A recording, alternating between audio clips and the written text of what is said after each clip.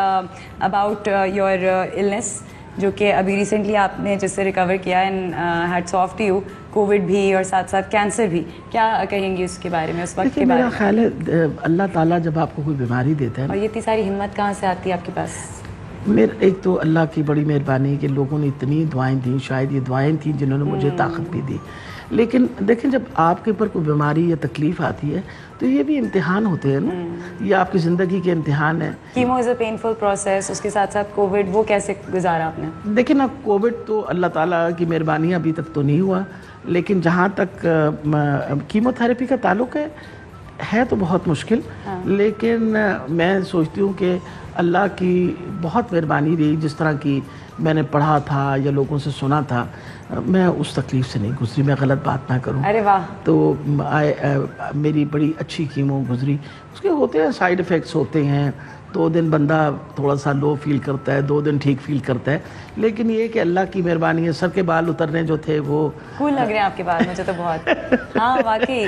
वो उस दिन तस्वीर उतारी ना, हाँ, वो उसके लिए पासपोर्ट वीज़ा मेरा एक्सपायर हुआ था। बेटा मेरा अमेरिका तो बार बार बेचारा कहता है कि आप चक्कर मार लें, आ जाएं चक्कर मार लें। हाँ, तो मैं वहाँ तस्वीर उतरवाने गई तो वो उसने कहा जी कान नज़र आने चाहिए। अब दुपट्टे के साथ कान तो नहीं, उसने कहा डॉक्टर साहब आप प्लीज़ ये उतारेंगी दुपट्टा तो हम आगे। तो अब तस्वीर उतरवाई तो वो छोटे छोटे बाल हैं, तो वो मोहम्मद ने आगे से कहा कि अब मेरे पास तस्वीरें तो आ गई हैं लेकिन 2 अब्बों की तस्वीर आई।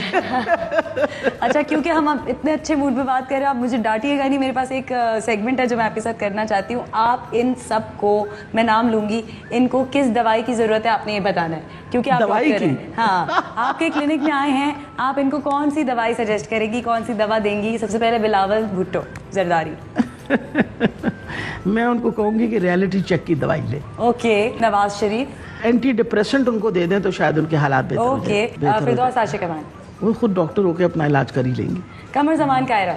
मेरा ख्याल है कायरा साहब जो हैं उनको सवाए विटामिन्स की और किसी चीज़ की ज़रूरत नहीं। बिल्कुल सही कहा आपने। शेख रशीद? मेरा ख्याल है खांसी का शरबत एडवाइस कर देना चाहिए। मौलाना फजलुर रहमान? नींद की गोली दे देनी चाहिए। मरियम नवाज? कोई एलर्जी की दवाई देनी चाहिए। ओके। शैला रजा? शैला आपा? शैला रजा को भी I think she is doing very well, सिर्फ विटामिन सी की ज़रूरत। ओके, बहुत मज़ा आया आपके साथ प्रोग्राम करके, थैंक यू सो मच। और you are such a positive person. आजकल का ज़माना ऐसा है कि जब तक कोई अपना रोना नहीं रोता ना, तब तक फेक लगते हैं लोग। सो मैं लोगों को बताना चाहती हूँ कि ये सब कुछ असल था जो आपने देखा है, और वाकई कोई सिर्फ अच्छी अच्छी बात भी कर सकता है और अच्छा अच्छा भी सोच सकता है। तो आई थिंक इसका आपकी ज़िंदगी में सबसे ज़्यादा इफेक्ट रहा है, because your mind was active and positive. I think one you could do a of the lot. most important reasons जो मैं आपके प्रोग्राम के वसादत से कहूँगी, जी बिल्कुल, कि हमेशा याद रखिए कि मुश्किल वक्त जब आते हैं आपकी ज़िंदगी के अंदर, इनको कभी अपनी बदनसीबी न समझें।